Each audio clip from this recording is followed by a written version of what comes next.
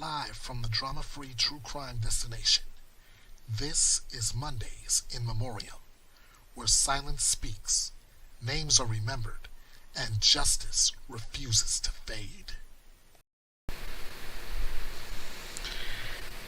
And welcome on a Monday to Mondays in Memoriam from the drama-free true crime destination, Bethea'S Byte Reloaded. I'm Ernest Bethea, the last outlaw. So good to have you all here today. Um,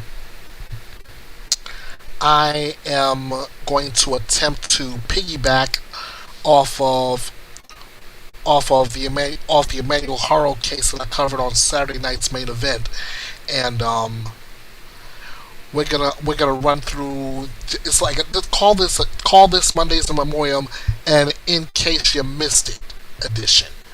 But before I do that, I have a an FBI missing persons update to bring to your attention. So let's get to that right now. Now look at your screen. This is Brianna Maitland, who is missing out of Montgomery, Vermont. Here's all the details that I can give you. She was born October 8th, 1986 in Vermont. She's At the time of her disappearance, she stood about 5 feet 4 inches, weighed around 105 pounds at the time of her disappearance, with brown hair and hazel eyes. She has a scar on her forehead near her left eyebrow. Near the left nostril of her nose is pierced, and at the time of her disappearance, she usually wore a nose stud in it.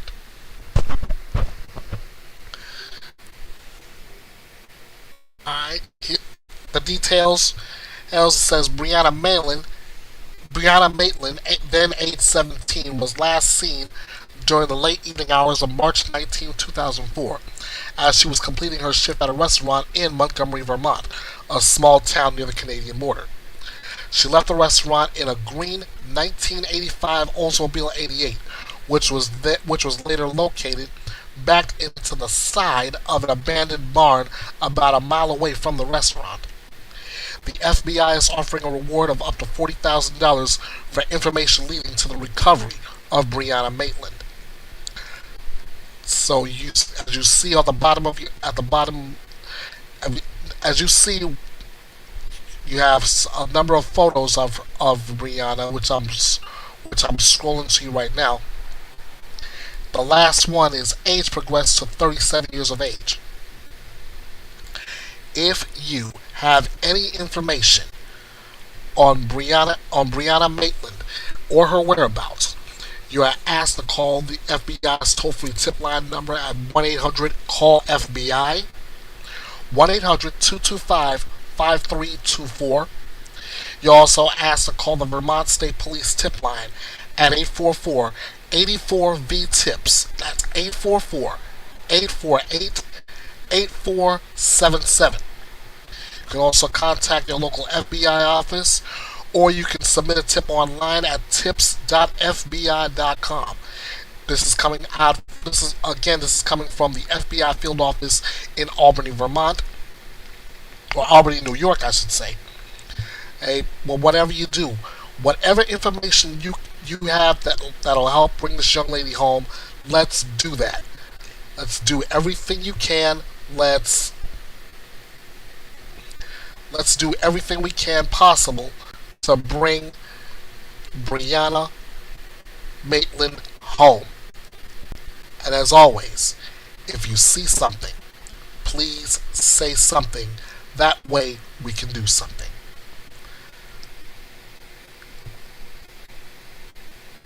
Alright.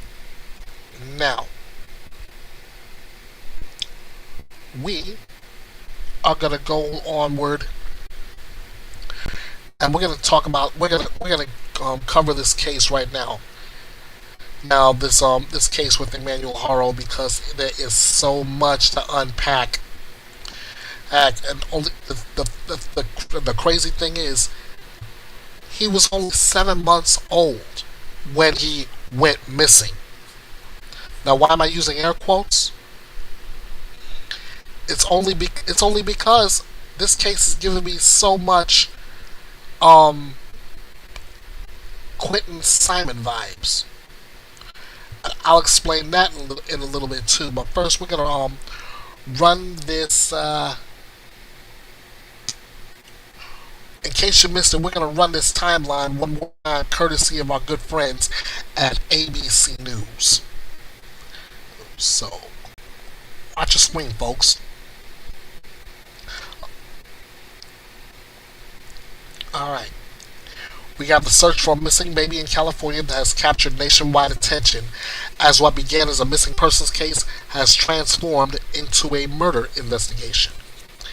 Emmanuel Haro, a 7-month-old baby from Cabazon, California, was reported missing on August 14th. Right? The child's parents, 32-year-old Jake Mitchell Haro and 41-year-old Rebecca Renee Haro, have now been arrested in the baby's death as the search for Emmanuel continues. Let me say this before I keep going. They have been arrested for the child's murder, even though the remains have not been found. Therefore, this is what we call a no-body case, and the investigation is still ongoing. This is the timeline of what we know so far. At approximately 7:47 p.m. on August 14th, a 7-month-old child identified as Emmanuel Haro was reported missing after the child's mother, Rebecca Haro, reported being attacked outside a retail store in Yucaipa Boulevard. That's according to the San Bernardino County Sheriff's Department. She told officials that while she stood outside her vehicle, changing the child's diaper, she was physically assaulted by an unknown male and rendered unconscious. When she woke up, the child was gone. Once on the scene, scent tracking dogs were deployed, but the 7-month-old was not located.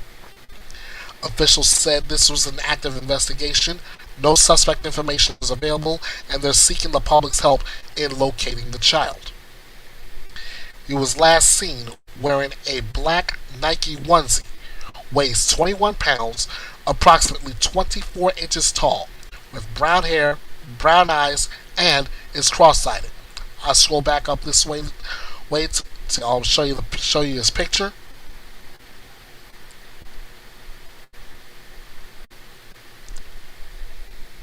Okay. August 15th, the next day, authorities released another statement saying they were continuing their search for the 7-month-old baby boy who was reportedly kidnapped in Yucaipa. The Sheriff's Department said the baby had not been found and the investigators will continue to work on this case to locate the child. This is Rebecca Haro here pleading her case to whoever kidnapped her child.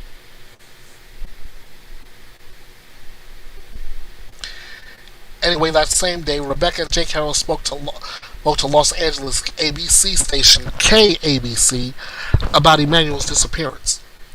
Rebecca Haro described her son as a happy boy and begged whoever had her son to, quote, give him back to me.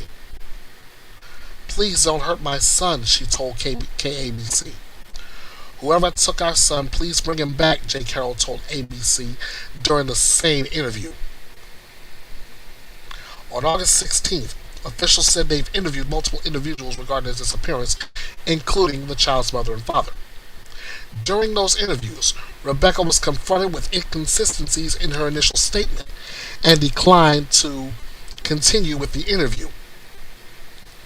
I'm gonna stop right there, and I'm gonna bring up my good friends at Court TV, and we're gonna talk about that real quick. Inconsistencies in the mother's story, right?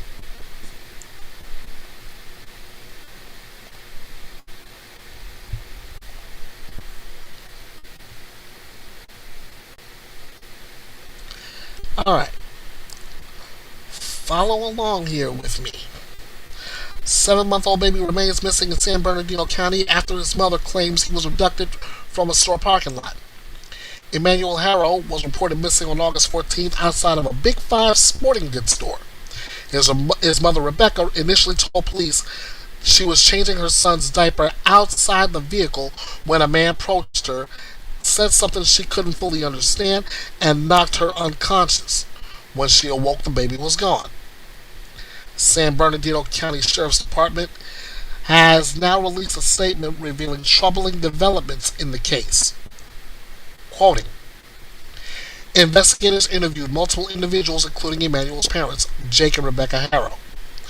During those interviews, Rebecca was confronted with inconsistencies in her initial statement and declined to continue the interview. At this point, investigators are unable to rule out foul play in the disappearance of Emmanuel. Now, while Haro appeared in media interviews with what looked like bruising under her eye, consistent with her assault claim, authorities have not specified what inconsistencies they found in her account. Court records show the child's father, Jake Haro, has a criminal history, including a guilty plea to willful child cruelty charges in 2023, after a case that began in 2018 and went through 16 continuances. In California, this type of charge usually involves causing or permitting unjustifiable physical pain or mental suffering to a child.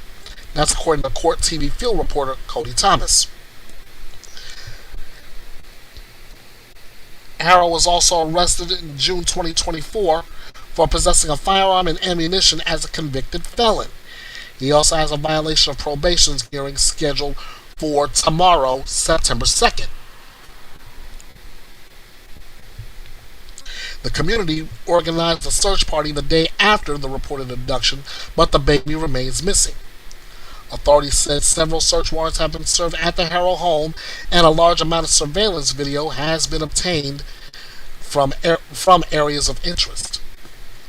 Now, as I keep going with this, the investigation is still ongoing, and they're still asking for the public's help. Authorities are urging anyone with information to contact the Special Investigations Division at 909-890-4904. And there are callers who wish to remain anonymous should contact WeTip. That number is 1-800-78-CRIME, 1-800-782-7463, or go to WeTip.com.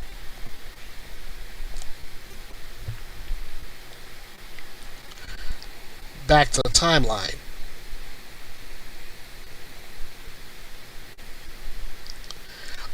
August 18th. Officials conducted extensive searches in Yucaipa and Cabazon, looking for Emmanuel and any evidence that might lead to his location and circumstances surrounding his disappearance. The Sheriff's Department said in a press release on August 18th. Officials have also served several search warrants at the Haro home and are reviewing a large amount of surveillance video from the areas of interest. August 19th. Officials say they're looking into a reported sighting of Emmanuel Haro in Kern County, saying no information on where in Kern County was provided. That same day, Jake Haro's attorney Vincent Hughes provided a statement to ABC News saying both parents seek answers about their missing child and that the father is fully cooperating with law enforcement and investigators. August 20. Jake and Rebecca Haro are seen leaving the Riverside Superior Juvenile Courts while the search for their child continues. August 22nd. Jake and Rebecca Haro were arrested at their residence in Cabazon for the murder of their son, according to officials. Quote, based on the evidence, investigators determined a kidnapping in Yucaipa did not occur. It is believed Emmanuel is deceased, and the search to recover his remains is ongoing. That's according to the Sheriff's Department after the apparent arrest.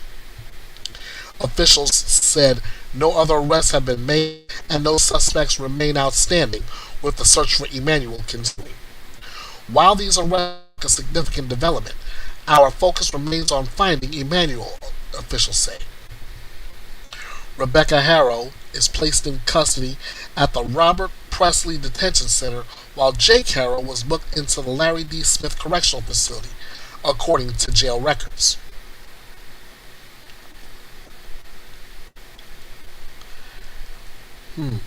I'm looking at Rebecca Haro's face. If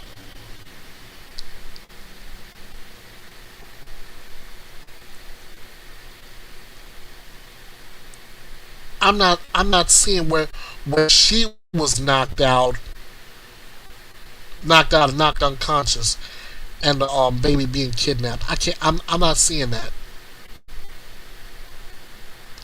Maybe it's just me. October 24th. Officials conduct another search for Emmanuel along the westbound shoulder of the 60 freeway near Gilman Springs Road in Moreno Valley, while Caro and cadaver dogs accompanying detectives, authorities said. The search concluded after Emmanuel was not located, according to authorities. August 26th, Jake and Rebecca Haro appeared in California court on August 26th in the wake of being charged with murder and making a false police report. Here's Rebecca in court. Right below that, here's Jake. The two were in court for less than 5 minutes, with $1 million bail set for both. Their arraignment is set to continue on September 4th. It's a few days from now.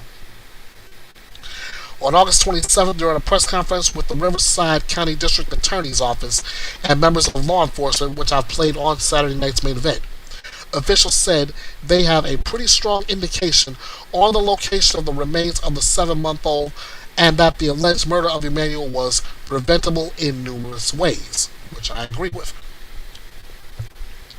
Officials also revealed they believe the child was severely abused over a period of time and that both parents would have been aware of that abuse. That's according to Riverside District Attorney Michael Hestrin. The filing in this case reflects our belief that baby Emmanuel was abused over time and that eventually, because of that abuse, he succumbed to those injuries. Hestrin said this of Jake Haro, who he described as an experienced child abuser who should have gone to prison due to previously abusing another child he had with his ex-wife back in 2018. But a judge at the time granted him probation, a ruling that Hestrin called an outrageous error in judgment. Authorities said the child in that case has been left bedridden.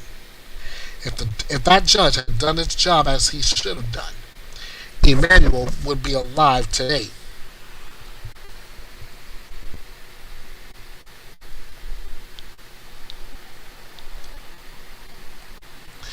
Now,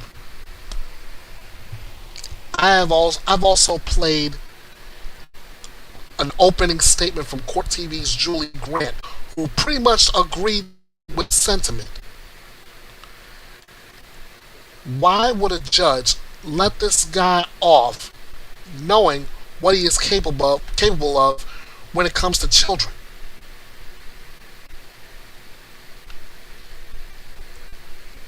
I can say it makes no sense, but I would absolutely be redundant here.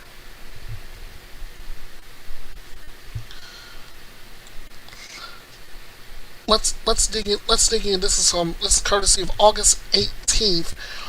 The question of where is baby Emmanuel and why did his mother stop cooperating with police?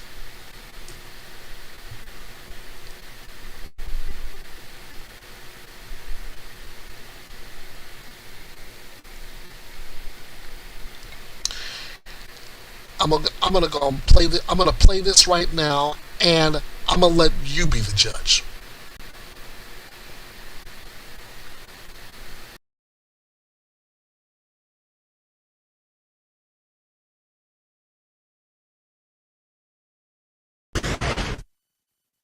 This is what he looks like.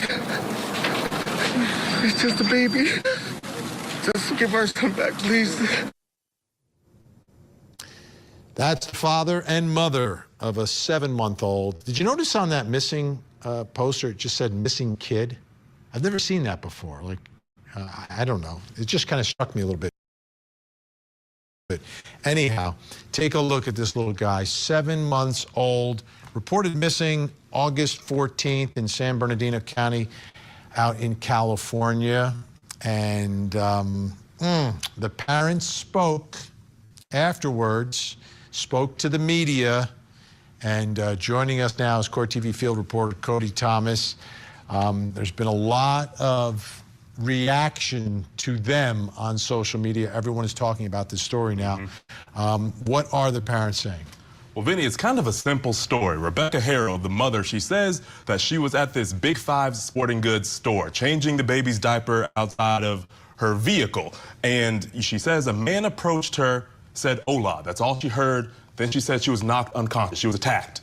Blacked out, woke up, baby Emmanuel was gone. So then this happened late afternoon, early evening. The authorities got there close to 8 o'clock at night. They got there with their special units, their K9 units, looking all around the area to not find baby Emmanuel. And of course, Rebecca and her husband Jake Haro went to the media, RMG News, to plead for the public to come forward and try to find the baby. Take a listen to this. We come to you guys asking you to help us find our son. He was abducted last night from Big Five. Somebody struck my wife while she was trying to change his diaper. And we just ask if anybody knows anything to please contact the Kaipa Police Department. Don't hesitate, just call. His name's Emmanuel. 7 months. He's 7 months old. Haven't been notified of any information yet by local authorities? No, we have not. They haven't told us nothing. They said they don't have any major updates. Do you guys plan on doing a local search of your own? We are Yeah, we at have 4 o'clock here at Kaipa. The community set up a search party at 4:30. So we're afraid. Just ask you guys if you could help us. You know. Please. This is what he looked like. He's just a baby. Just give our son back, please. He was wearing a black onesie with a Nike swoosh on him. If you know anything, please come forward. Please. Please bring us back our son. Safe. So, Vinny, you saw them there, pretty emotional, and as of now, baby Emmanuel still has not been found. But again, I had not caught it earlier, but that missing kid on the missing poster versus we kind of name. talk about it colloquially, like another case about a missing kid. Right. But I've never seen someone put that on the actual flyer, missing kid. A little strange. And I can understand why people are reacting to the parents because, we always do. Like, right. The public always is going to react and have, are they telling the truth or are they not telling the truth? What's important, though, is what are police saying about the investigation right now? Well, Vinny, of course they're doing their due diligence in this investigation, but they're now saying the mother, Rebecca Haro, has stopped cooperating with authorities. And this is why they released this statement. The San Bernardino Sheriff's Department released this statement that says in part, investigators interviewed multiple individuals, including Emmanuel's parents, Jake and Rebecca Haro. During those interviews, Rebecca was confronted with inconsistencies in her initial statement and declined to continue with the interview. At this point in the investigation, investigators are unable to rule out foul play in the disappearance of Emmanuel. Now, Vinny, we're talking about consistencies versus inconsistencies. What I want to point out, if you noticed in that interview, she had a bruise under her eye, looked like a black eye. Let's take a look at that now. It said, or she said that she was attacked by somebody in this parking lot. Is that bruise for real? Is that some kind of makeup? You never know. All the social media sleuths are going back and forth about it, but that bruise is sitting there, and that is consistent with being assaulted. But police say there are now inconsistencies in her story, but they don't specify what those are.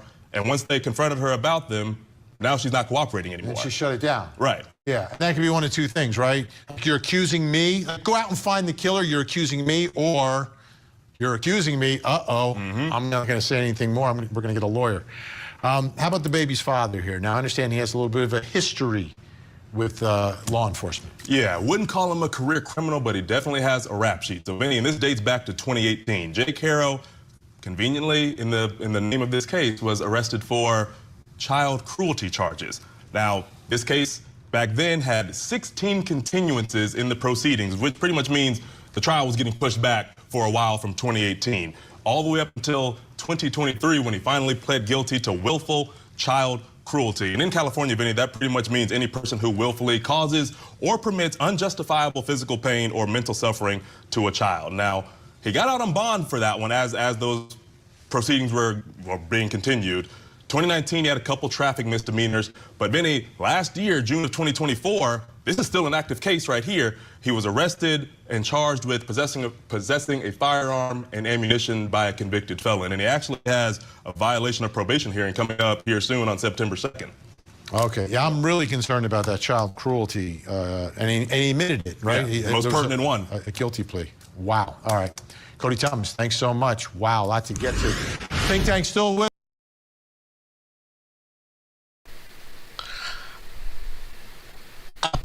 I paused it there with Cody Thomas because one, I got a shot in mouth giving so much great information regarding this case, and two, you still gotta wonder what is it that what is it that they're accusing Rebecca Haro at the very least for, that she end up shutting her mouth, basically saying, I gotta get a lawyer. Meanwhile, on the opposite end, Jake being called an experienced child abuser, he's cooperating. Something doesn't sit well. Something doesn't sit well, in my opinion. Let's go to Think Tank. This Al Wunsch III, Darnell Crossland, Jennifer Brandt with us. Okay, Jennifer, what did you think of the parents?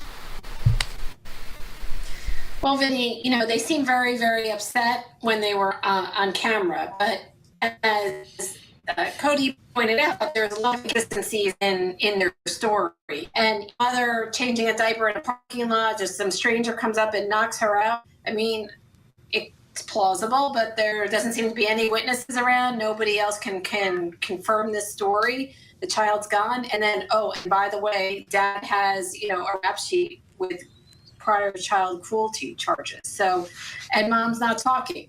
I mean, if this child were truly gone, the parents would be out there pounding the pavement, getting other people together to search for this child.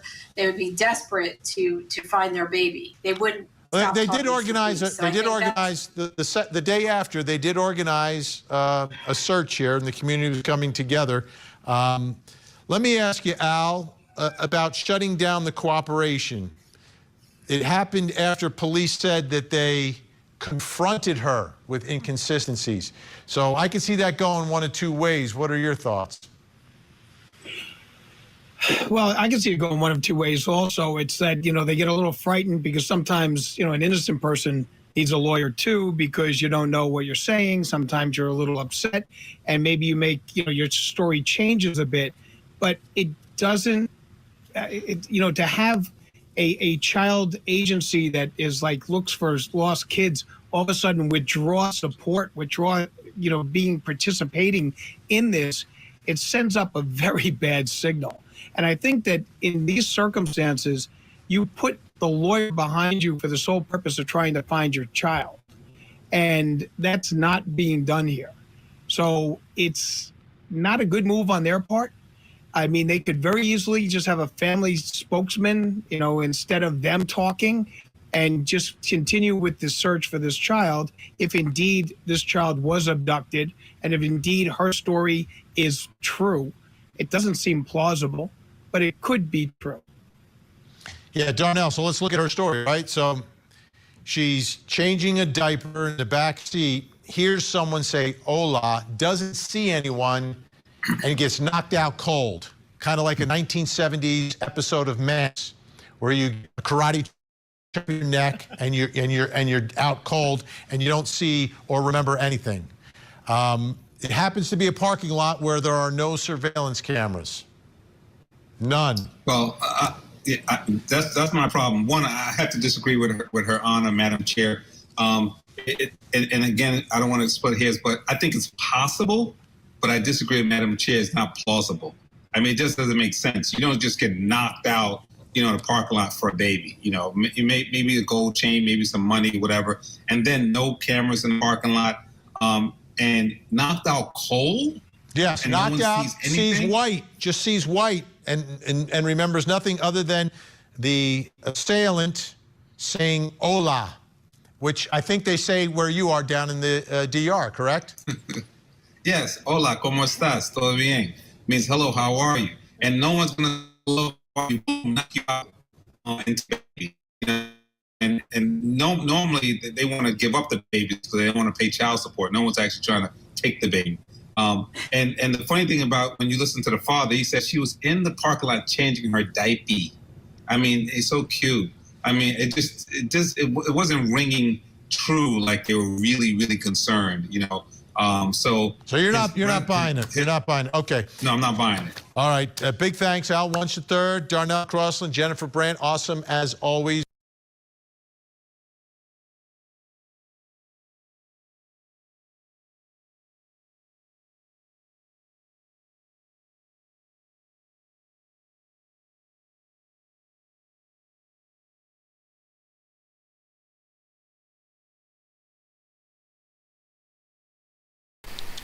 All right, back on the screen now, and I'm like the guy that just spoke a little bit ago. I'm not buying this at all. I mean, one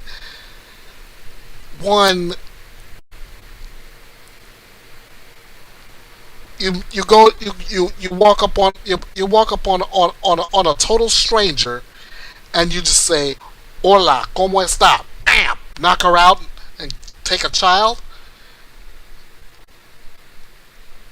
And number two, why?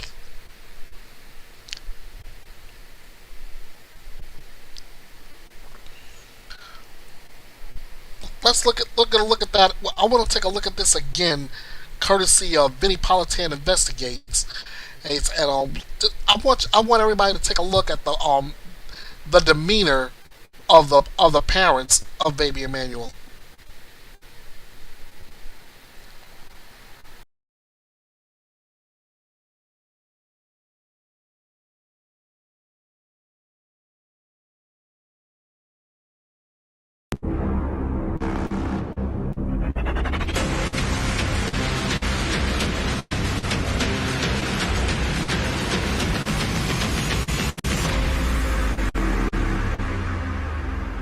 I'm Vinnie Politan. The subject of my investigation is the disappearance of baby Emmanuel, a 7-month-old whose mother claims he was abducted in public.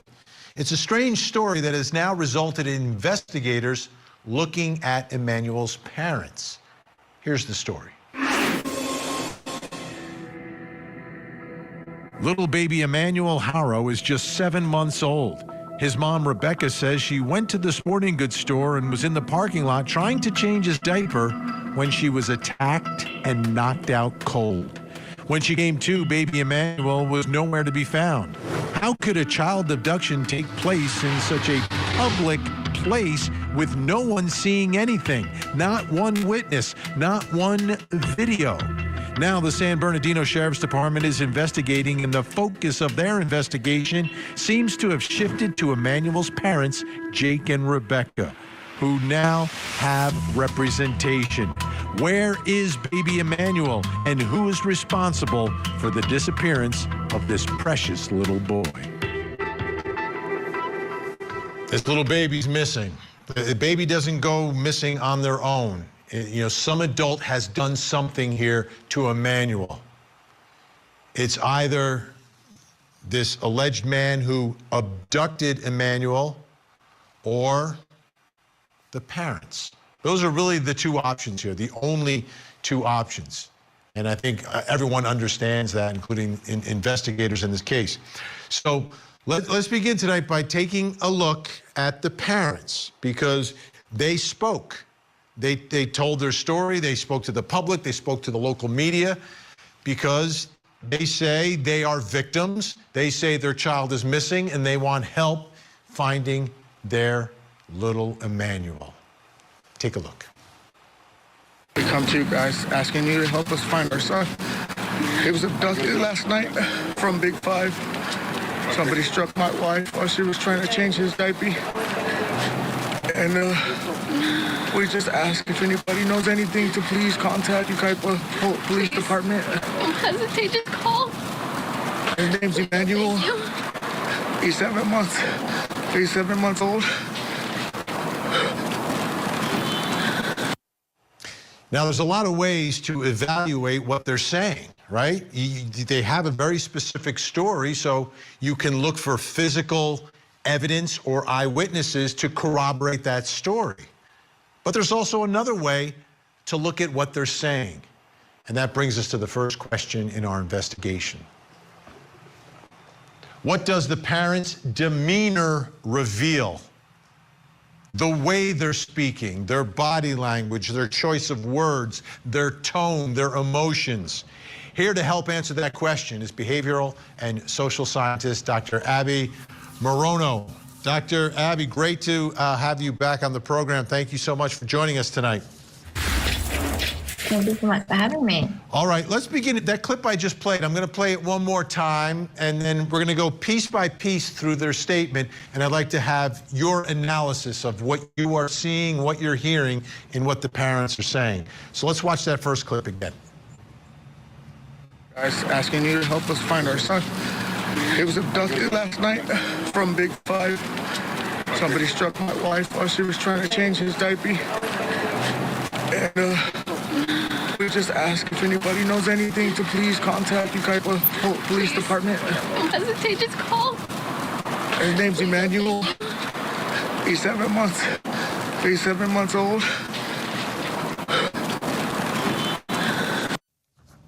Okay, Dr. Abby, what are you seeing there? Well, the first thing that stood out to me was the lip corner depressors. These are muscles in the bottom corners of the mouth. When we have genuine sadness, these muscles pull down, and I'm looking particularly here at the mother. Now, genuine emotional expressions and purposeful expressions are controlled by different motor neuron pathways, and each pathway has different muscle groups attached. So that simply means that there are certain muscles that are really hard for us to fake, and most people really struggle to fake the lip corner depressor movement convincingly. And they use compensation strategies like pulling up the chin and pulling the corners sideways to try and fake sadness. And it does look like that's what we're seeing here. And then if you couple that with the lack of glabella movement, which is the muscle right here between the eyebrows, during sadness and grief, you'd expect these to be really pulled down tight. You would also expect the muscles under the eyes, the orbicularis oculi, to be pulled up to form a squint, but these don't really move. Now, it is possible that she's got Botox, which will affect that movement, which is why we don't focus on single cues and we look for patterns. And that, with the lack of the lip corner depressors, shows me that there's likely not a genuine sadness here and maybe something else. Let's take a look now at the next section of the statement that they made. Do you guys plan on doing a local search of your own? We are Yeah, we at have 4 o'clock here at Ukaipa. The community set up a search party at 4:30. So we just ask you guys if you can help us, you know. Please. What are you seeing there? I think all of us are missing tears. I'm seeing a lot of people talking about how there are no tears. Also, it's really clear that the nose is dry. When it zooms into the mum, there should be kind of a dampness here, because when we cry, we get these tiny openings in the corner of the eyes, and the tears can leak down into the nasal duct and mix with mucus, which is why we get a runny nose. But we don't see that here. And I see a lot of people commenting on this, but there is a really important caveat to this point, that we expect them to be crying. Absolutely, they're devastated. But sometimes after trauma, a person can be in a freeze state, And the shock can lead to delayed emotional processing. And I've seen this in severe trauma cases. So just because they're not crying doesn't necessarily mean that they're guilty based on that alone. But what's more interesting to me is not the fact that they're not crying, but their attempts to make it appear like they are crying. Like you hear as she's speaking, and actually you hear it in the father as well a couple of times, false sniffles. They're trying to fake that they're sniffling, but they're very dry sniffles because there's no tears and there's no dampness of the nose. And then you couple that with this fake heavy breathing that you can see, and you can tell that it's fake because she's just kind of pulled her voice down, and we can all do that. But with genuine sadness and grief, the muscles in the throat tighten.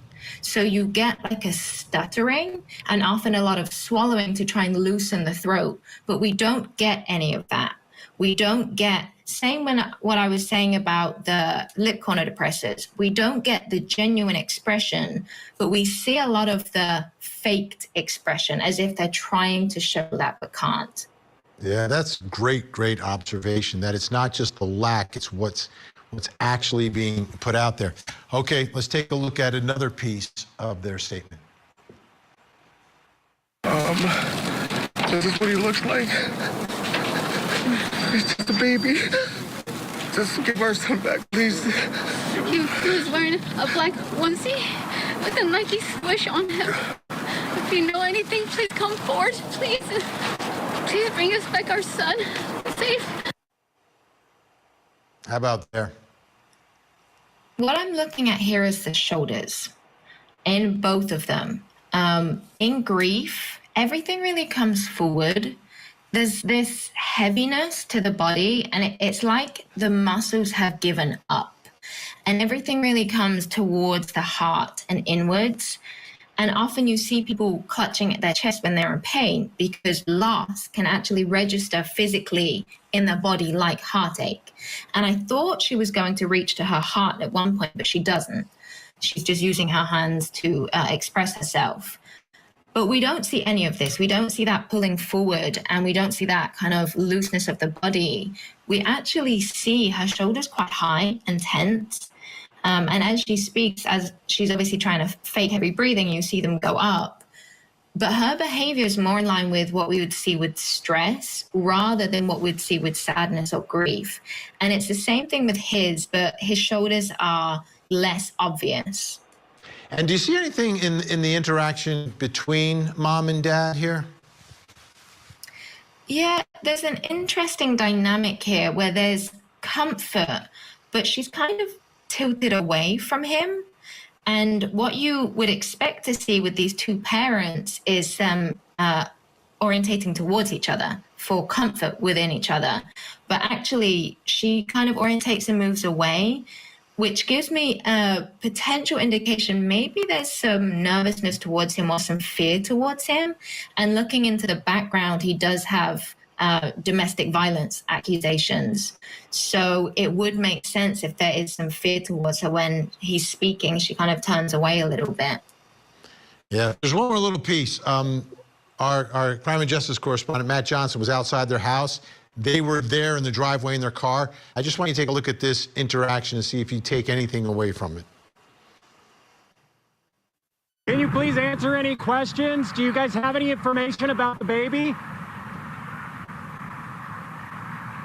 Have police updated you guys at all on the investigation?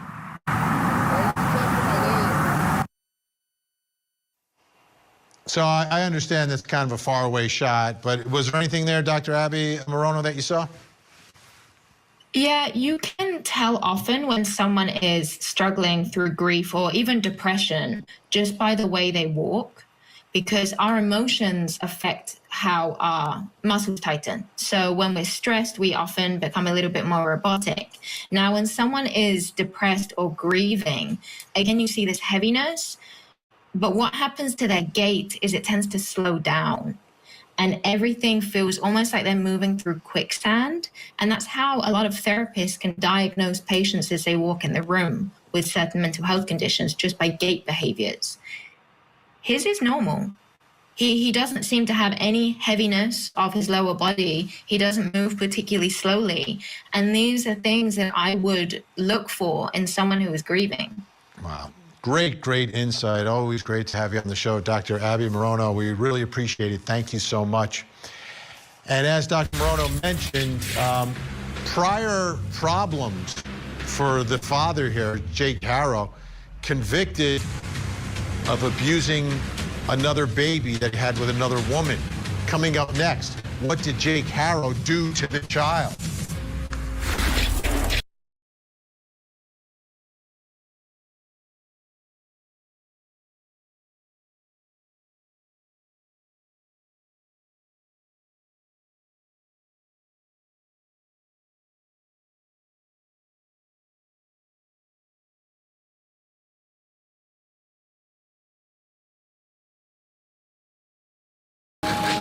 It's just a baby.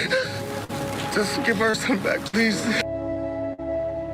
You know, when a mom and dad come forward and say, we need help finding our missing child, you know the public reaction. People in the community want to help. They want to do anything and everything they can. Police, investigators, they want to find that child. They absolutely do. But then as time passes in a story and some things may not add up for some people, people then start to wonder about the parents themselves and who are these people? What do we know about them? And that's been taking place in this case, especially when it comes to the father, Jake. Take a look at this from the Orange County Register. Riverside County Superior Court records show that Jake Mitchell Haro was convicted in June of 2023 of felony willful child cruelty dating back to a 2018 arrest in Hemet. Haro was sentenced to 180 days in jail. Child cruelty, which brings us to the next question in our investigation. What did Jake Haro do to the child? What is this child cruelty? What exactly did he do? Because he was convicted. Spent 180 days in jail for it. Here to help with our investigation is the host of Serialously podcast, Annie Elise, and former homicide detective with more than 20 years working homicides and high-profile cases, Phil Waters is with us. Great to have you both here. Let me get this on the record first before we start talking. Again, from the Orange County Register, the search comes almost 4 years after Jake Haro and an apparently different spouse, Vanessa, were charged with willful child cruelty in Riverside County after an infant was found to have fresh and healing wounds that placed the child in critical condition. Officers investigated a report that a 10-week-old girl had been admitted, just 10 weeks old, for treatment of broken bones. Jake Haro told investigators he bathed the baby and accidentally dropped it. Like, I don't like the use of the word it, talking about a baby, but dropped it chest first on the divider of the twin basin sink. The baby had an acute fractured rib, healing fractures of 6 ribs, a skull fracture, a brain hemorrhage, swelling of the neck, and a healing of a fractured leg bone. That's what he did to the child. Annie Elise, this sort of takes this story involving little Emmanuel to a different place, I think, for a lot of people, including me, if you have a father convicted of cruelty to a 10-week-old. Absolutely, and it's not only just the conviction, but it's everything that happened in that incident. As you mentioned, it was back in 2018, and he and his ex, Vanessa, had conflicting stories because essentially they turned on each other. He had said that when she dropped him off at the house after work that day, he felt like the baby was running warm, so he took the baby's temperature. It was between 99 and 100, chose to give her the bath, and that's when he dropped her. But he said he didn't know and notice any injuries once he dropped her. However, then later that night, Vanessa says she woke Jake up to ask him to feel the baby's back. and this word is in the affidavit, not my word, but she says when he did, he felt a crackle. So because the baby wasn't nursing, they took her to the hospital. And as you mentioned, the injuries, the healing fractures, the acute fractured rib, the brain hemorrhage, all of that, what makes it so much more darker is that after the hospital, reportedly when Jake returned home, his sister had opened his iPad and his browser tab, and the last search in that iPad was how to feed a baby with broken ribs. And that search took place allegedly before the hospital visit, which Jake claims he did not make that search. But how do you know she has broken ribs before you even take her to the hospital? It's just very, very dark, and we can see a pattern here. Yeah. All right, Phil Waters, once you learn the history of a parent in a case of a missing baby, right, 7-month-old, how does that change the approach of investigators? Well, it's good to see you again, Vinny. It's been a while. I don't know that it changes the approach, because I've had cases like this where we have a missing infant, and the allegation was that it is a kidnapping. So this is all part of trying to put the pieces together, because you're kind of working from the inside out of this thing, because there's some kidnapper that allegedly has snatched up this small infant and to parts unknown. So when you start doing what I call them psychological autopsies on the parents, and these types of things start to get revealed, it's all part of the bigger picture where you set it over here and say, okay, here's a component. And then we got to go look at the story from the mom, then see what the response is or the reaction is from the father. And how does this incident from years ago, how does it have any kind of an effect on the current investigation? Are there things we should be looking for as a result of the old conviction that may be similar to the circumstances that we're looking at now? Annie, have we heard anything, because I haven't, about the relationship between mom and dad and what was going on in the house, if there was any tension or any other prior incidents? Because, this thing, obviously, we've found out about through the Orange County Register, but anything else going on in that house of note, or is it just business as usual until this baby goes missing? So nothing of note. This is his third marriage. His prior two marriages were dissolved, which I thought was interesting. But just to kind of circle back to the 2018 incident, fortunately, this little girl survived, and she reportedly has been adopted by his ex-wife's cousin. But Vanessa drank apparently while she was pregnant, but the baby was born healthy. However, now, because of what happened to her, arguably starting at birth until she was 10 weeks, she's been left with a trach, blind, and wheelchair bound. He also had another son with Vanessa who was born with fetal alcohol syndrome, who has also been adopted by her cousin. And it just shows a level of irresponsibility, recklessness, endangerment. And so now that Emmanuel is missing and things aren't adding up in their story, of course, you're going to go to the pattern and the history. Yeah, and I believe he's on parole as well. Okay, great news. Annie Elise, Phil Waters staying with us. Up next, where is baby Emmanuel?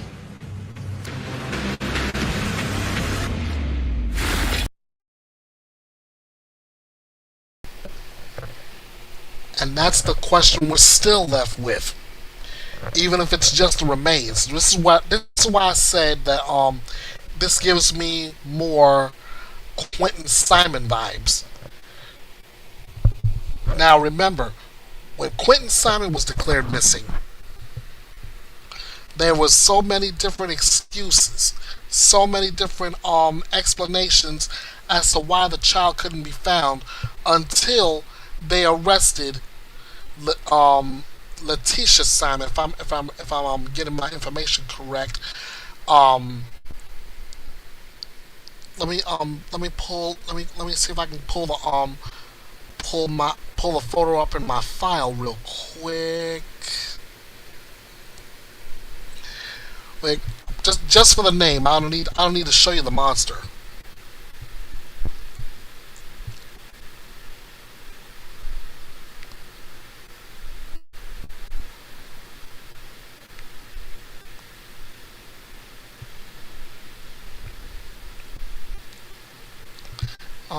This hole, please.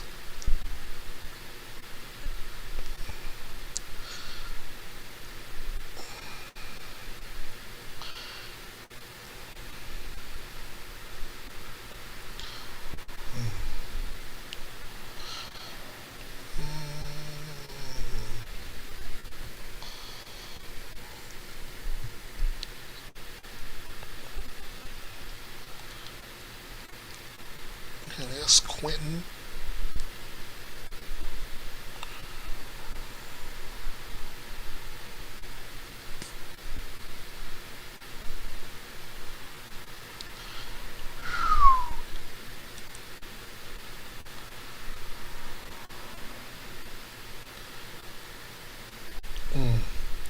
Found her on Saturday, but can't find her today. That's messed up on my end.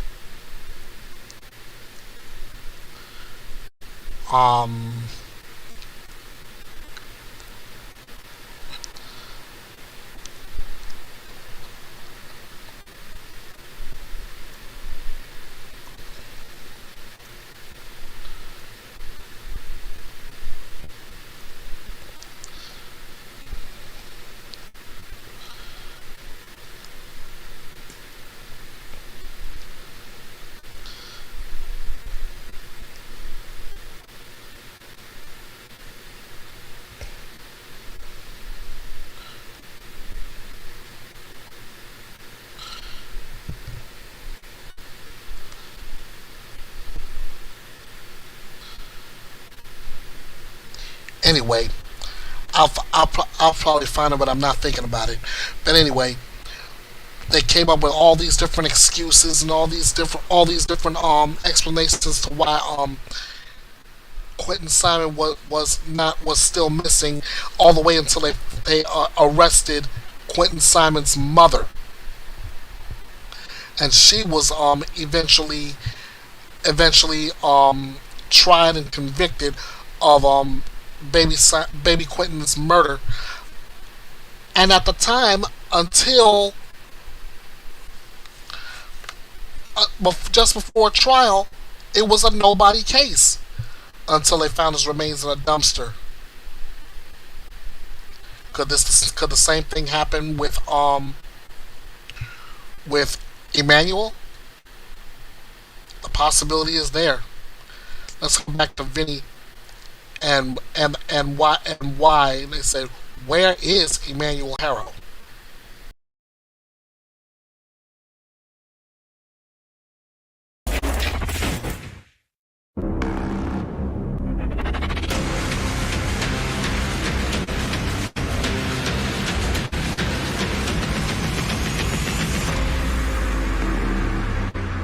I'm Vinny Politan. We continue our investigation of the disappearance of baby Emmanuel, just 7 months and now missing.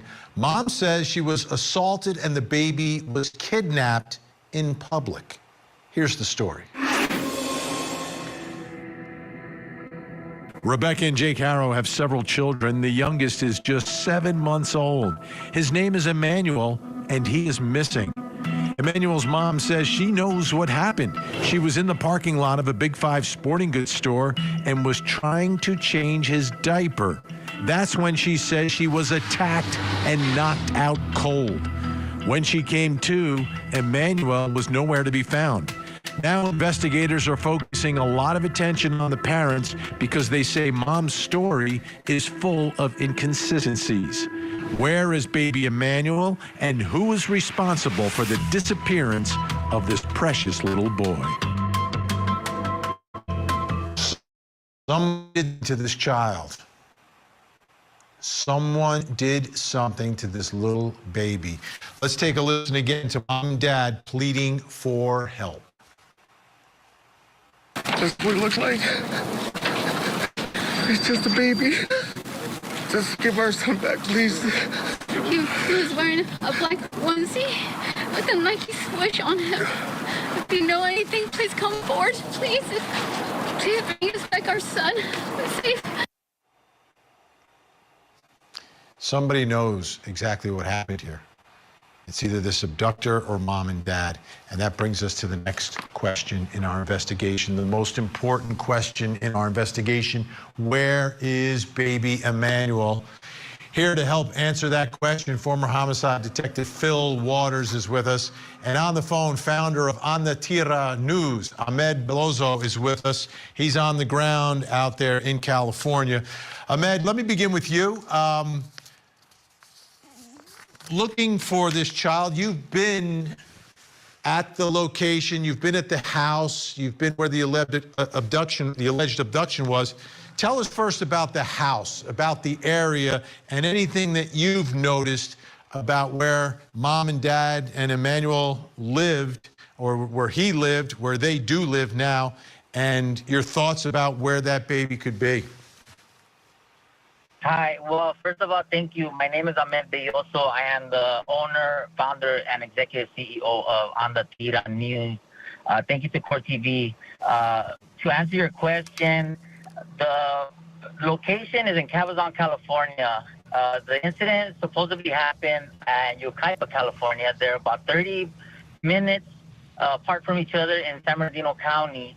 I believe Cabazon is the borderline. It's a big casino there next to an Indian reservation. Very, very vast in desert, rocky hillside. I mean, if one wanted to really, there's a number of places in the immediate area where they can do or hide or body a person. There's a lot of wildlife out there. There's a lot of wild dogs in the area that are unleashed or uncollared, and they just roam the streets. And one actually popped out on me as I was in front of doing a report on little Emmanuel in front of the sheriff's department, and it was in the middle of the night because, you know, I to me, the news doesn't sleep, and it led me to Cabazon. It looks very different in the night than it does, obviously, during the daytime. At night, it's not a very populated area other than a casino, which dominates the landscape.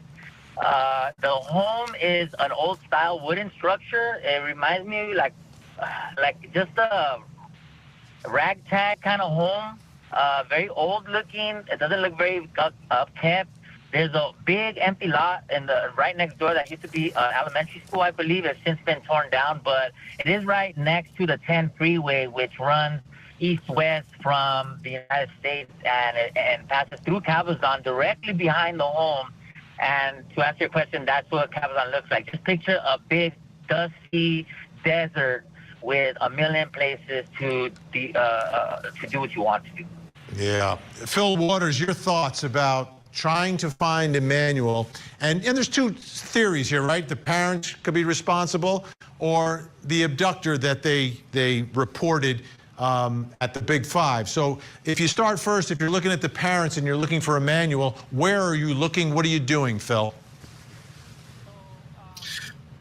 Well, a couple things you got to do before you try to get to that point. I mean, obviously the first priority is to find the child. I had a case, I mean, very, very similar to this.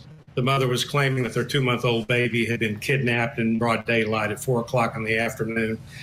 And I was brought in to interview her. And that's the critical part of this investigation, is the interview, that initial interview. And I see where she has been interviewed. She became uncooperative when they started to press her. It's a fine line that you're walking there in an interview like this, because you want to be cognizant of anxiety that's there, and you want to be getting to the truth. So it's a very dicey situation in the interview process. In terms of where this baby is, it could be anywhere. I had a case where this was a 4-year-old, but the allegation was he was kidnapped, and we believe that the body was put in a dumpster. And we never found the body, even though we went to the trash dump and looked for days. So there are so many places around areas, and this is a small little guy. There's all sorts of places they can put him, where detection is going to be a long way off if they ever detect him. bury him, put him in a dumpster, drive the body out of town and dispose of it somewhere away from the scene. So it all starts with this interview. And now that they have apparently clammed up, it's going to be difficult to find this little boy. Yeah, I agree. Ahmed, and something else that a lot of people are talking about, there was a fire close to the home where yeah, I want to thank you for bringing that up, because when I was the first reporter on the scene, I have a lot of insider information, and I have built this rapport with the community throughout the Inland Empire, which Cabazon sits in and throughout. And so a lot of the stories that come to me first, I did receive the notice of the fire. Right away, a lot of these low-level fly-by-night people who can't even see straight, and let alone get the story correct. And so they turned this whole fire into a spectacle because it happened to be directly in front of the residence that it tied it in. And I can understand why, but the people who reported it, it was just a blatantly false story. They tied the little boy to that, and it just upset me so much that I didn't want nothing to do with it. And I even made a video discrediting, because it was a home that somebody owned, and it was a mobile home. It was a personal attack on the owner of that house. It had nothing to do with the little boy. People were saying that they found the clue. And that's the thing, is that so many people on social media are now invested in this case, that everybody's a reporter, even the ones that actually have a following. They just it's upsetting, because this thing had nothing to do with Emmanuel, and they made it so that, and then in the same day, there's reportings of him in Bakersfield, which ended up being a 2-year-old kid. Like, how do you? And so it's just sad that the lawyer himself put that story out there as a diversion. And so, as I said, fly-by-night lawyers, fly-by-night reporters, it's a fly-by-night case. Gotcha. I'm glad you're able to clarify that, because you're on the ground, you know the folks, you've been working this area for quite some time. Let's take a listen to this, because KTLA spoke with Rebecca Emmanuel's mother about what she claims the person said to her before knocking her out. I was gonna get the diaper and somebody said hola, and I didn't see nothing since. I woke up right here on the floor, and I didn't see Emmanuel. Phil, your thoughts about that description, that story, that the attacker says hola and knocks her out. She doesn't see him. She doesn't remember anything. She just saw white. And then when she came to, Emmanuel was gone. Well, Carlson Sally had a quote that to the extent that the liar's lips are sticky and dry, the liar's palms are not. Truth can be verified only when accompanied by snot. So, along with the other factors that Dr. Morano talked about, and the fact that this looks like every time she gets on a camera, it is this effort to show this great emoting. The fact that the guy says hola, and we're assuming it's a guy, pops her in the head, knocks her out, so forth and so on. That's odd. I think it's for dramatic effect. I just in looking at her body language and these clips and her discussion with this thing, it's like she's got a switch, and when they ask her about it, she flips the switch and starts this huffing and puffing, and really, and as Dr. Morano said, it looks like it's more of an act than it is. And you've interrogated a lot of folks through the years, so I trust you on that, Phil. Absolutely. Ahmed, I wanted to get your take. You've been obviously to Big Five, into that that strip mall.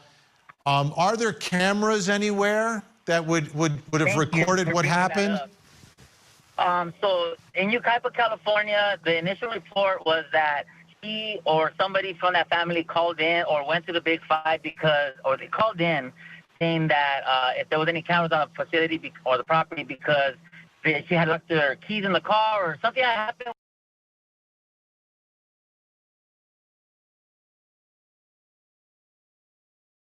few businesses around there, and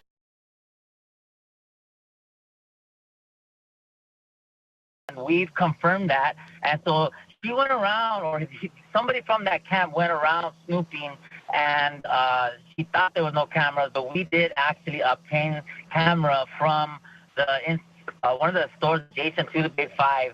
And Big Five, I'm sure, has sent cameras as well to the San Bernardino Sheriff's Department. I know that Marlene's jewelry store, which had a CCTV camera directly facing that direction, and we have first-hand reports from the owner of that property saying that they did get, even though I haven't seen that portion, but they did say that there was never anybody that came and said hola. That's from the Taco movie, I believe. She got that directly, and I just think that in this time of... Wait, Ahmed, you're saying, wait, slow down. You're saying that line hola came from a movie? Hola. Yes, it is. It's a movie where it's a taco man or a taco movie, and it's a man dressed in a taco suit. Just very, very typical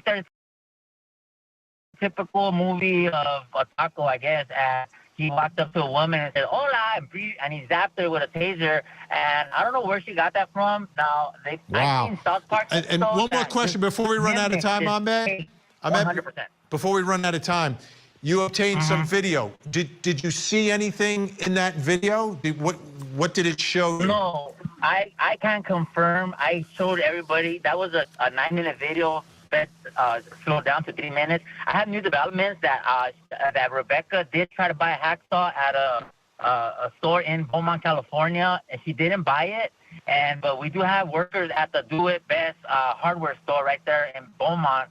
And we got insiders there. We got insiders at the Waterman Discount Mall. We have a constituent in Miami, Florida right now. He's out of town on business, and he has 1080 4K video of the Waterman Discount Mall. Jake is outside. She has a big shiner, April 3rd. So this baby has to be gone since the 3rd. And not only that, she was donating clothes at a facility. And I don't want to give out the information because I'm going to go to more. They're closed now. But she was donating clothes the day before, or the day at the same time she was trying to buy the hacksaw. She was donating baby clothes, and we have reliable sources on that as well. So more information is coming up that I haven't even broke yet. I'm a one-man team. Yeah. I did everything myself, and so I have more information coming up. I think I'm gonna go live tonight to just give you guys a brief rundown of everything that's going on. But the daughter has been adopted by the same woman who has the child who has the incapacitation. She's been now adopted. The 2-year-old that was removed from the family has been adopted by the same woman that Jake beat the daughter. We're out of time here, Ahmed. Unfortunately, we're out of time here. We have to cut to a break, but we really appreciate it. On the Tira, check him out. Great information to follow. Ahmed Belozo, thank you so much. Phil Waters, always great to have you on the show as well. Your insight and experience is extremely valuable to us. All right, still to come.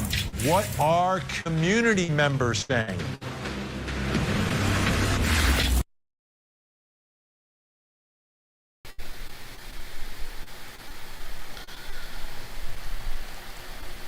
Now, I gotta say this because this is the thing that has stuck with me ever since I first heard it. I've heard Rebecca say that someone came up onto her and said, "Hola." The next minute, she's knocked unconscious, and when she comes to, baby Emmanuel is gone. Honestly, and they just brought it up on VPI. Honestly, that makes absolutely no sense. So I did some digging just on that statement alone, and this is what I came up with, starting with the scenario. Rebecca claims she was outside a Big Five sporting goods store in Yucaipa changing Emmanuel's diaper, where an unknown man approached her and said, "Hola," and immediately knocked her unconscious. When she came to, Emmanuel was gone. Now, when I hear a statement and it doesn't make sense, something just goes off. So I had to do a little something to say, okay, let me break this down as to why this doesn't make sense. First of all, no witnesses. This was in a public parking lot, yet no one saw an assault, no one heard a scream. How do you figure that? Second, there's no surveillance evidence. We've got investigators reviewing extensive video footage and found no indication of a kidnapping or an assault. Third, there's no forensic support. Scent tracking dogs found absolutely nothing. No signs of a struggle and no signs of Emmanuel leaving the scene. But Emmanuel is supposedly kidnapped. Okay. Then there's the Outlaw detail. This one is almost comical. It's oddly specific and theatrical. Almost like a line from a bad crime drama. It adds zero credibility, but it only adds confusion. Which is a reason why I said it made no sense. But here's what authorities did find. Rebecca's story unraveled quickly under questioning. She was confronted with the inconsistencies and then refused to continue the interview. There you go, ladies and gentlemen. That's why she dipped out. Officials concluded that there was no kidnapping that occurred and that Emmanuel was likely already deceased before the alleged incident.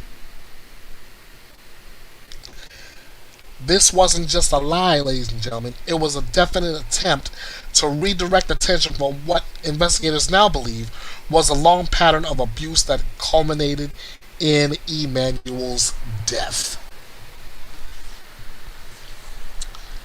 So really,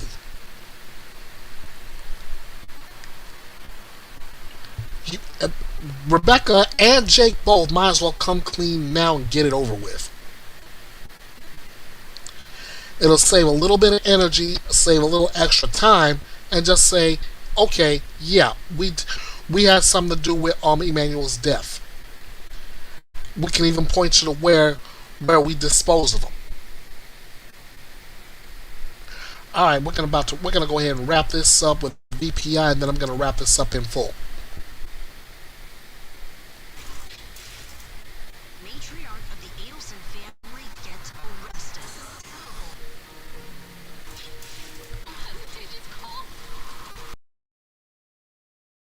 His name's Emmanuel.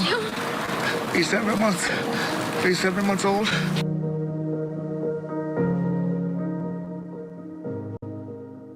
Loaded on social media. Take a look at some TikTok users sharing their thoughts on the disappearance of baby Emmanuel. Okay, this is kind of a big update, and I'm gonna tag the creator that I got this information from below, because I don't know if everybody's following him, and if you're not, you need to.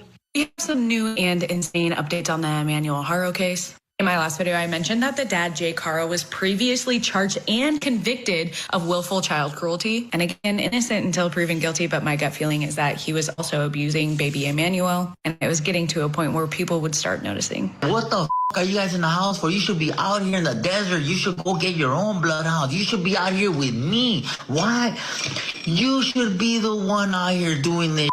So this is kind of 6 in one hand, half a dozen in the other. So this comment reads, it's also weird that neither parent mentioned that I know of the baby's disability in their plea for his safety. So my analysis of their action regarding disclosure of baby Emmanuel's disability kind of falls along the lines of if we presume innocence versus if we presume guilt.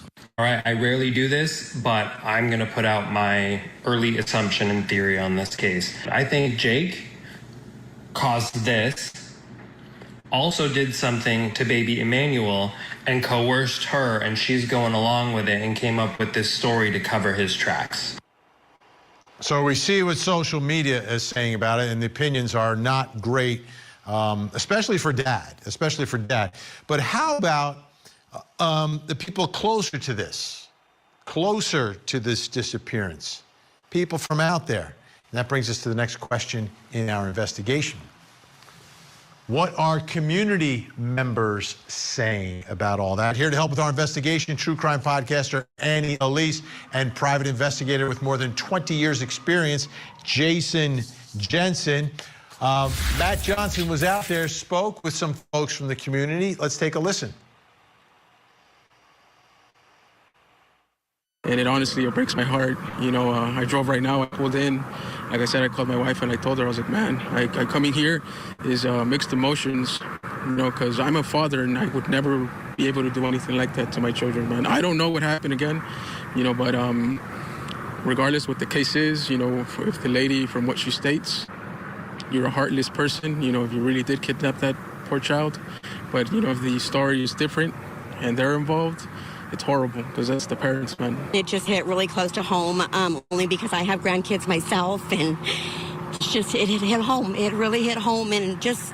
You're tearing up right now. I am tearing up because it hit home. It really did hit home, and I can sympathize not just for the parents, but if you're struggling or whatever you're going through, ask for help. There's plenty of help out there. Oh, Lord, I just hope that whatever has happened, whatever the parents did, if they did do it, if there is, just please come forward and just say what you had did to the child. Jason Jensen, let me ask you about the impact this can have. Like, everyone knows this story, right? Social media exploding, but locally, everyone knows this story. Do you think that could lead to leads and could help investigators if everyone knows about the disappearance of this child? Everyone has seen the parents' interviews. Is that going to help?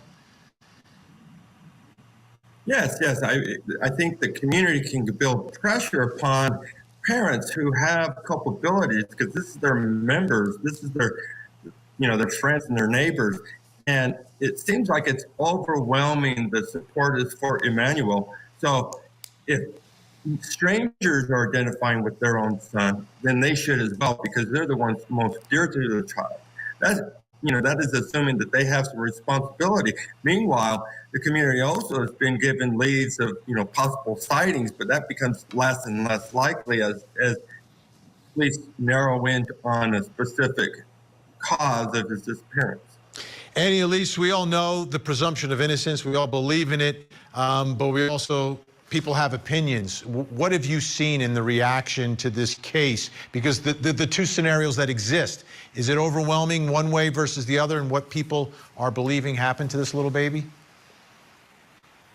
Absolutely. The community is completely outraged. And in a lot of cases where the public sways toward guilt early on, there usually is at least a good percentage, even if it's just 10%, of people who still presume innocence and who back whoever that people are saying is guilty. I have not seen, in as much virality that's happening, I have not seen a single comment in support of these parents or believing their story. And they're angry because they're angry that they're more concerned than the parents are. And then when the news came out that they weren't cooperating, and that there were reports that maybe the bruise was actually weeks old, and that nobody at the football practice saw Emmanuel, it just fueled the fire. And I know last night the lawyer, I believe, had spoken out regarding the surveillance footage, saying that Rebecca and Jake have been shown footage that showed her fall on the ground.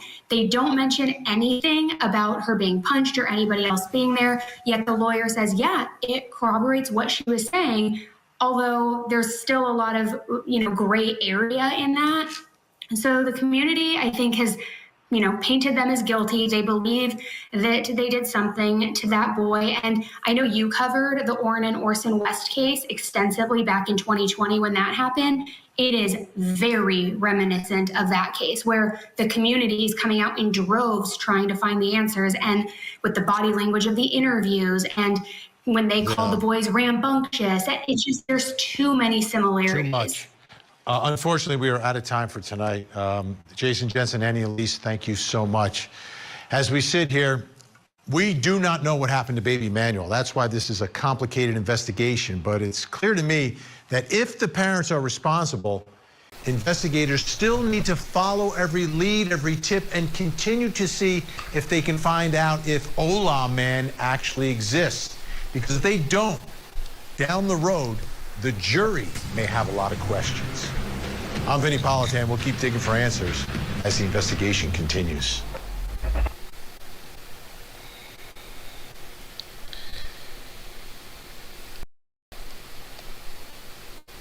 And I say let's keep digging, because this is one of those stories that there's more layers than an onion that need to be peeled back. And here's the thing. I'm kind of subscribing to the theory by TikToker Crash Out KC. He breaks down that Jake Haro is the abuser, not just of Emmanuel, but he's responsible for giving Rebecca the black eye. And under that theory, he believes that Jake coerced Rebecca into fabricating the Outlaw kidnapping story to deflect attention and delay the investigation.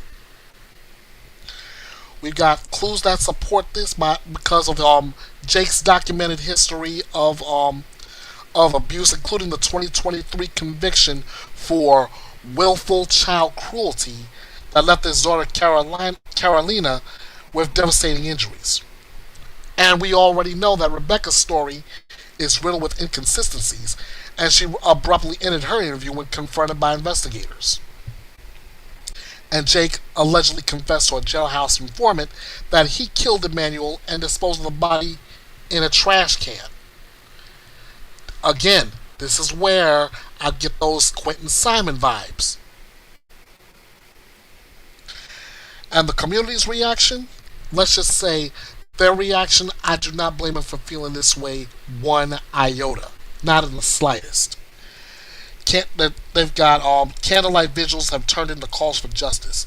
Locals aren't buying the sanitized version of events. They're demanding accountability from the parents, from the courts that let Jake walk free in 2023, and from the system that failed Emmanuel. Ladies and gentlemen, this is one of those stories I said that it made me an emotional wreck over the last week. But my mind is clear. My heart is clear. I'm focused on this, and I want to see justice done for Emmanuel. Emmanuel Haro was not a footnote. He was a child whose life demanded protection, whose smile deserved a future, and whose death demands accountability, not just in the courtroom, but in every system that failed him. I'm not speaking his name just for likes and clicks and all that good stuff. I'm speaking it because silence is complicity. And as long as Bethea'S Byte Reloaded has a voice, Emmanuel's story will not be buried beneath bureaucracy or forgotten in the churn of a news cycle. His life matters. His loss matters. And justice must not be a sentiment. It must be a standard. Thank you all so much for joining me here this afternoon. I wish you all a happy Labor Day. I'm Ernest Bethea, the Last Outlaw.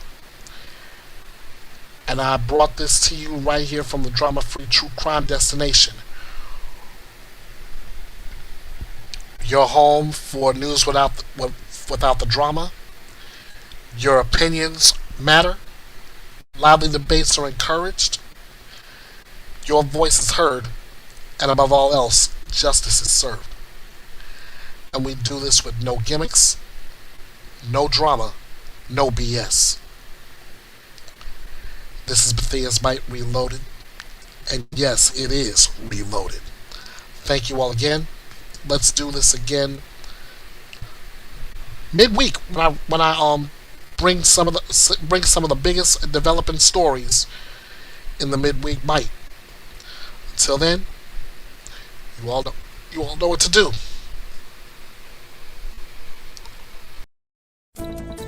thank you all for joining me here at the Drama-Free True Crime Destination. Be sure to follow Bethea'S Byte Reloaded all over social media and get your coverage of true crime news with no gimmicks, no drama, and no BS. This is Bethea'S Byte, and it's reloaded.